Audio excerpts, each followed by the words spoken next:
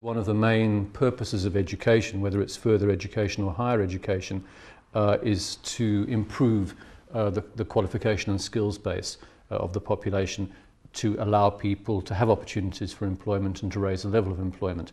On an index of multiple deprivation, which takes into account health, housing, unemployment, homelessness, those sorts of factors, Salford is 15th worse in Britain out of 350. So we're looking at some of the most deprived communities in the country in terms of multiple deprivation. And this is obviously something that goes back significantly, probably right back to the 1950s and 1960s, the collapse of manufacturing in the area, multiple generational unemployment, a whole host of things that are really layering on those deprivations.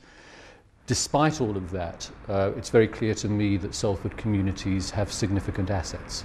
They have assets of association, they have assets of social organisation, sports clubs, churches, other sorts of organisations that draw people together. So the first task in mapping out a research agenda is to understand what it is the community needs and the community wants. The worst thing that you can do is to make an assumption that you know what is good for community and then move in and try and impose it. So doing research in community really involves working with community organisations really at the street level to understand what the needs are, what people have already and what they need to know. Clearly, in the case of Salford, there's huge potential for that. So a university plays a key role in that respect as well.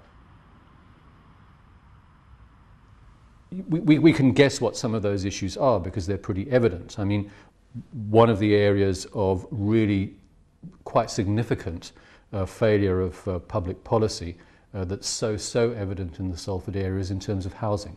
We've seen failed regeneration scheme after failed regeneration scheme.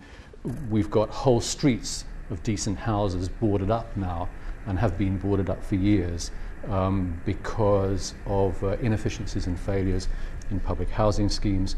We've got huge challenges of access to public health facilities, leading to quite high levels of endemic illness in these communities. Now, those are the sorts of areas that a university can engage with in terms of research to try and generate and disseminate the knowledge that makes specific improvements to key areas like health, housing, education, job creation, and those sorts of key things that communities need to prosper. But you can only get to that point if you work with community in understanding what's needed. This university has a key role to play in an area like Greater Manchester and the Northwest generally. Most of our students come from the Northwest, but a significant number come from Salford and Greater Manchester. And clearly we have a key role to play in providing those sorts of opportunities. This means that we've got to understand some of the key issues that may prevent students from thinking that the University of Salford is for them. We have to work with further education, with the colleges, we have to work with the schools, we have to work with other educational organisations to really smooth the way for students to achieve the necessary qualifications to enter the university. Yes, the issue of Salford identity is something that I'm really beginning to understand and appreciate, and there's this sort of great barrier of the Irwell that seems to separate Salford from Manchester, and I've come to understand and respect that. There's a great sense of pride in Salford, a great sense of pride in Salford's history, and I think that's completely, justified. I mean, after all, Salford is the heart of the Industrial Revolution. It is the place where Engels came to learn the business of being a mill owner from his father.